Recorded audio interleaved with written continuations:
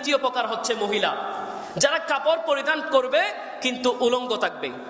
কাপড় পরিধান করেছে কিন্তু দেখে মনে হবে তারা উলঙ্গ অবস্থায় আছে। নবী রাহমাতাল লিল আলামিন বলতে লাগলেন, লা ইয়াদখুলুল জান্নাহ, তারা জান্নাতে প্রবেশ করবে না।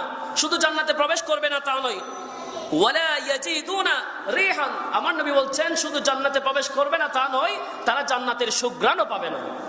অথচ জান্নাতের সুঘ্রাণ বহুদূর পর্যন্ত চলে যায়, বহুদূর পর্যন্ত জান্নাতের ঘ্রাণ চলে যায়। আমার নবী বলছেন তারা জান্নাতের সুঘ্রাণও পাবে না যারা কাপড় পরিধান করেছে কিন্তু বাহির থেকে তাদের শরীরের সমস্ত অঙ্গ প্রত্যঙ্গগুলো দেখা যায়, বোঝা যায়।